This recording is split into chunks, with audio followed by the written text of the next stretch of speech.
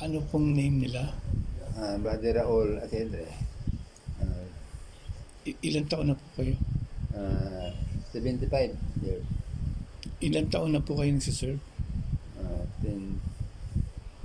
Dito sa ano mo, umpisa na 16 eh. 2016. Pero sa ano, Pangasinan, 2003. Okay. Ngayon, ilang taon na yun po? 20 na gitna, no? Tama.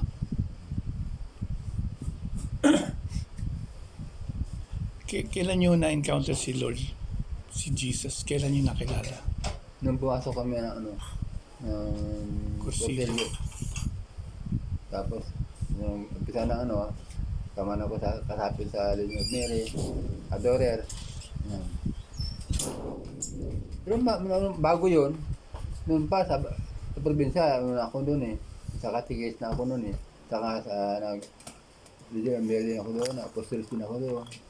Pati dito. Gawa muna kayo kape ha. Susunod ko na. Tagal na rin.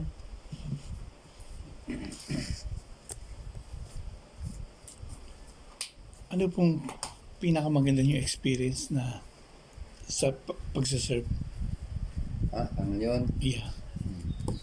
Yung kami lang sir, ito sa ano, yung telemeter sa Masilo. Yan, nagagampanan ko lang tungkulin ko kita paano. Yeah. Ibig sabihin, hindi nawawala yung sakit, yung pagliliban. Ito yun, napapalam naman. Ano ko. Tapos, yung pagsusubos namin sakit, yun ang maganda. Dahil sa Pangasinan, kahit palayan bro, ano ko rin yung palayan bro eh. Sa mga squatter, ano ko. Hirap na ano. Kaya na sige lang. Basta kay Lord, okay lang, sige lang. Ano ko lang. Sacrifice kay Lord. Dahil ang ano ko, goal ko, kaya ano, para tumulong, para maglingkod sa Kanya. Ayun ko.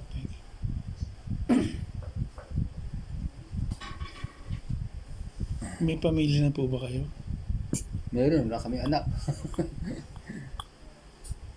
Nakunan, 2 beses eh. Talaga? Wala eh. Hindi nyo sinisisi si Lord? Hindi na. Kung kalooban niya, wala tayong magbago. Tama. At anong gawin kung sa kanya, di okay lang. Sabi ng mga ano, ba't wala kayong anak? Meron sana anak, kaya lang kunan eh. 2 beses eh. Final message nyo po sa mga kapatid natin. Sa Ito. camera.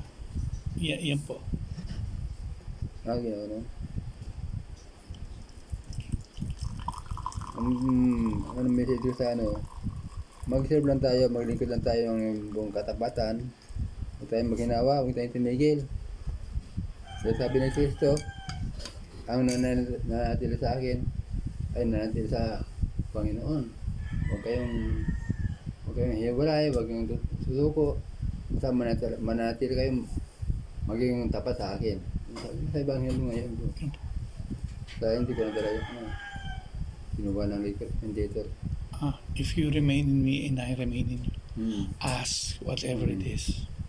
At kailangan mag-ibigan bawat isa natin. Yes. May ibig sabihin, pag-ibigan, yung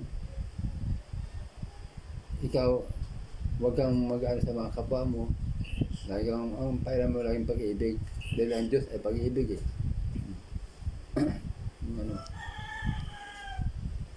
Okay, brother. Yun lang. Thank you. Thank you talaga.